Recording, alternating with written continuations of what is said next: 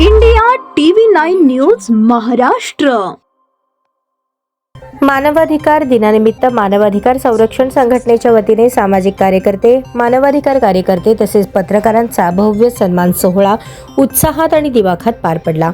बुधवार 10 डिसेंबर रोजी मानवाधिकार दिनाचे औचित्य साधून समाज कल्याण हॉल येथे मानवाधिकार दिनी मानवाधिकार कार्यकर्ते व सामाजिक कार्यकर्त्यांचा वार्षिक सन्मान सोहळा आयोजित करण्यात आला होता. या कार्यक्रमात अनेक मानवाधिकार कार्यकर्ते, पत्रकार, सामाजिक कार्यकर्ते यांना पुष्पगुच्छ आणि पेन देऊन गौरवण्यात आले.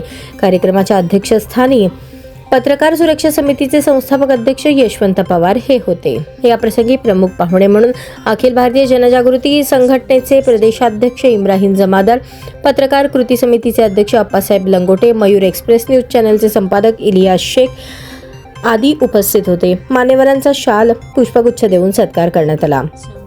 संपूर्ण सोहळ्याचे सूत्रसंचालन मानवाधिकार संरक्षण संघटनेचे संस्थापक अध्यक्ष सादिक शेख यांनी केले. मानवाधिकार जागृतीचा संदेश समाजात प्रभावीपणे पोहोचवत सोलापुरातील हा सन्मान सोहळा अत्यंत यशस्वी व प्रेरणादायी मानला जातोय.